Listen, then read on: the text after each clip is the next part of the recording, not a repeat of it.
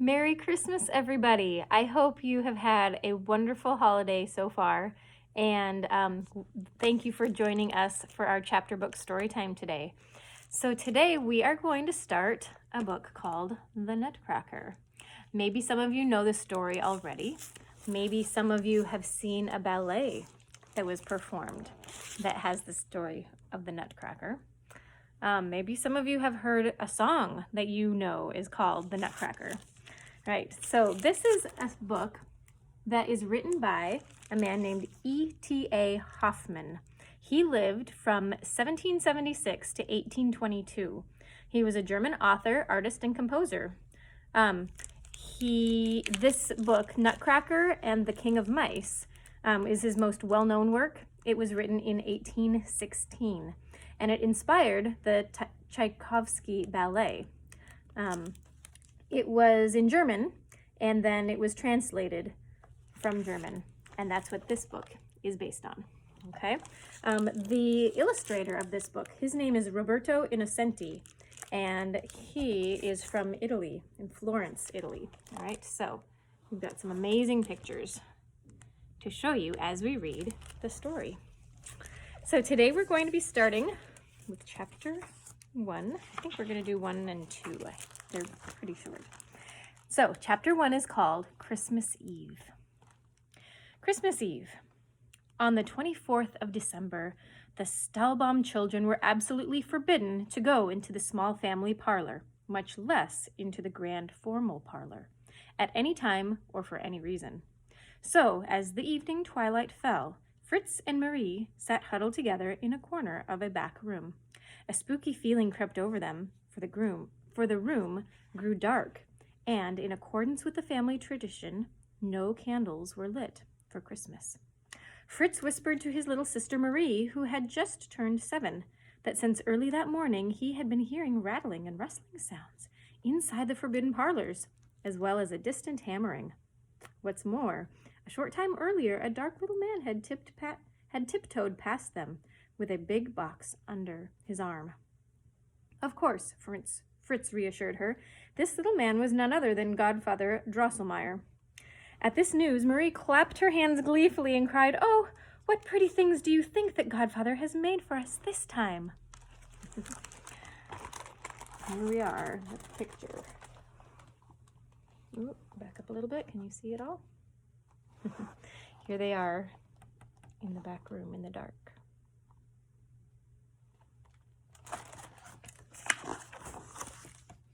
Godfather Drosselmeyer was anything but nice looking.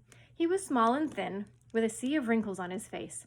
A big black patch covered his right eye, and there was not a single hair left on his whole head, which was why he always wore a wig made of finely spun white glass. This wig, which he had fashioned himself, was a real work of art. Despite his appearance, Godfather Drosselmeyer was an extremely clever man. He was fascinated by time, and so had learned everything there was to know about clocks and watches. Whenever one of the Stahlbaum's fancy clocks broke down and couldn't chime, Godfather Drosselmeyer would come, take off his glass wig and his little yellow coat, put on a blue apron, and proceed to stick sharp-pointed instruments into the belly of the clock. His probing surgical manner was difficult to watch, especially for little Marie, but Godfather didn't really hurt the poor clock. On the contrary, it would soon come to life again and begin to whir and chime and strike as strong as ever, which made the entire family happy. Whenever he visited, Godfather Drosselmeyer always had something delightful hidden away in his pockets for the children. It might be a funny little man who would roll his eyes and bow, or a box out of which a bird would spring, or some delightful toy. But for Christmas, he always created some special marvel, something that cost him infinite pains and labor to make. This explains why, once the special gift had been presented, the children's parents always took it away and put it carefully aside. Fritz thought, this Christmas, their present ought to be a huge castle through which great numbers of finely uniformed soldiers could drill and march. There would also be a second army that would come to storm the walls. The soldiers within would begin firing their cannons until the entire castle was banging and thundering like mad. "No, Fritz," Marie interrupted. "No, Godfather Drosselmeyer told me just recently about a beautiful garden. In this garden, there is an enormous lake, and on this lake, swans with gold collars swim and sing lovely music. A little girl comes through the garden to the lake whenever she likes, and she calls the swans and feeds them marzipan. Swans don't eat marzipan, Fritz pointed out rather rudely. And not even Godfather Drosselmeyer can make an entire garden. Anyway, whatever he brings us for Christmas is always taken away. That's why I like the toys that Father and Mother give us much better. These toys are for us to keep, and we can play with them. To keep up their spirits, the children continued to guess what Christmas presents might be coming their way. Marie reminded Fritz that Miss Gertrude, her big doll, was not doing very well these days. Scolding her was no use. Miss Gertrude was growing clumsy, tumbling to the floor every 2 or 3 minutes. As a result, her once pretty face had been scratched, and her elegant clothes had grown worn. Marie also remembered the way that Mama had smiled when Marie had said how much she admired her friend Gretchen's little parasol. Surely that smile meant that a fine present was to come. Fritz interrupted her to point out that what his stable needed was a red and wily fox, and that his army still lacked cavalry, as Papa was well aware. However, both children were certain of one thing. Their parents had gotten all sorts of wonderful toys for them. Indeed, at this very moment, Mama and Papa were laying out their presents in the parlor. Both Fritz and Marie also remembered that at Christmas time, the Christ child always tried to answer their wishes. Marie fell into a thoughtful silence, but Fritz murmured to himself, "Yes, I'd really like a fox and some soldiers." It was now quite dark. Fritz and Marie sat closer together. It was as if soft invisible wings were fluttering around them, while a distant but unspeakably lovely strain of music was floating to their ears. A gleam of light flashed across the wall. At once they knew that the Christ child had sped away on his shining wings to visit other children. Just then, a bell tinkled. Cling-ling, cling-ling. The parlor doors flew open, and such brilliant light came pouring over them that the children were frozen and could only gasp, "Oh!" Father and Mother took them by the hands and said, "Come now, darlings, and see what the Christ child has brought for you." Chapter 2. It's called The Christmas Presents. I ask you, dear reader, Theodore, Anna, or Fritz, whatever your name may be, I ask you to conjure up a picture of the Christmas tree in your own home, spreading its sparkling decorated branches over the delightful presents beneath it. Do you guys have a Christmas tree at home or presents beneath it, like they're describing?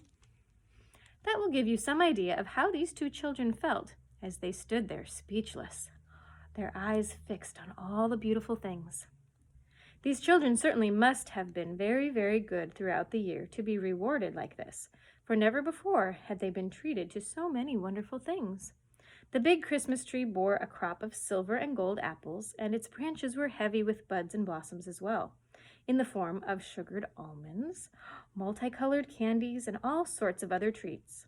Perhaps the prettiest aspect about this amazing tree, however, was that in the shadows of its branches, hundreds of little tapers glittered like stars, inviting them, the children, to pluck the flowers and fruit. All around the tree, a breathtaking display of gifts shone and sparkled. Who could possibly describe them all?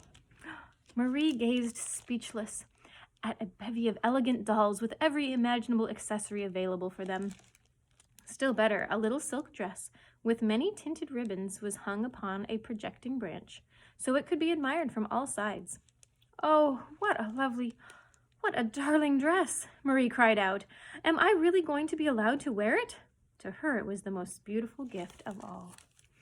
In the meantime, Fritz had found a coveted fox and put it through its paces a few times around the tabletop. He said that it seemed a tad wild, but that he was sure he would soon have it tamed. Then he got to work mustering his new squadron of soldiers, who were admirably outfitted with red and gold uniforms and real silver swords. They were all mounted on shining white horses that seemed made of pure silver as well. When Marie and Fritz all calmed down a bit, they began to look through their new picture books, which were spread open so as to tempt them with the colorful pictures. These portrayed bright flowers, peoples from around the world, and of course children playing every sort of game. All of these children were painted so naturally that they looked alive and ready to speak. Soon there came another tinkling of a bell. This announced the display of Godfather Drosselmeyer's Christmas present, which had been set up on a table against the wall that was concealed by a curtain. When this curtain was pulled away, the children couldn't believe their eyes. On a green lawn, bright with flowers, stood a magnificent castle with many shining windows and golden towers. Inside the castle, bells were chiming a tune. When the doors and windows swung open, you could see small but graceful ladies and gentlemen wearing plumed hats and long robes down to their heels, walking up and down in all the rooms. The central hall blazed with the light from myriad little candles burning in the silver chandeliers. There were children in short doublets dancing to the music of the bells. A lord in the emerald green mantle came to a window, gestured, and then disappeared inside again. Even Godfather Drosselmeyer himself, no taller than Papa's thumb, now came and again to stand at the castle door and then went back inside. So there was a little bit of a toy Godfather Drosselmeyer that he had made of himself. Fritz, leaning his arms on the table, stared at the beautiful castle and its residents. Godfather Drosselmeyer, he said, let me go into your castle for a little while. That can't possibly be done, answered Godfather Drosselmeyer. He was right, of course. It was silly of Fritz to want to go into a castle that wasn't as tall as he was. Even Fritz had to admit that. The ladies and gentlemen kept walking. The children kept dancing. The Emerald Lord kept looking out the window. And Godfather Drosselmeyer kept coming to the door, all in the same way as before. After a little while, Fritz cried impatiently, Godfather Drosselmeyer, please come to another door. Well, that can't be done, my dear Fritz, answered Drosselmeyer. Well then, Fritz said, that green man who looks out so often, make him walk around with the others. That can't be done either, Drosselmeyer replied. Make the children come down then, said Fritz. I want to see them up closer. Nothing like that can be done, Drosselmeyer cried impatiently. The machinery must work as it's doing now. It can't be changed. Oh, said Fritz slowly and coolly. You say it can't be done. All right, Godfather Drosselmeyer. I'll tell you a thing or two. If your little creatures in the castle always have to do the same thing, then I think very little of them. I'd rather play with my soldiers. They can maneuver backwards and forwards, just like I tell them to, and they're not locked away in a house. With those words, Fritz moved away to the other table. There he set his squadron of silver horsemen, trotting here and there, wheeling and charging and slashing right and left to his heart's content. He was not very thankful, was he, for all of the work and effort that the godfather had put into this new toy. Marie had already slipped away softly, for she too was tired of the stately walking and dancing of the castle puppets. But kind and gentle as she was, she did not wish to seem ungrateful in the way her brother had. Somewhat annoyed, Godfather Drosselmeyer said to their parents, Well, maybe an ingenious mechanism like this is not for children. I'll just put my castle back in its box. Mama came to the rescue and made him show her the intricate machinery that moved all the figures. Drosselmeyer took the whole thing apart and then put it together again. In the process, he entirely recovered his temper. Calm once more, he gave the children handfuls of gingerbread men and women with sweet golden faces, hands, and legs. These delighted the children. Well, that is all we're going to be reading for today. I hope you guys have a wonderful weekend and that you had a fabulous Christmas today. And we'll see you again on Monday and continue the story of the Nutcracker. Bye.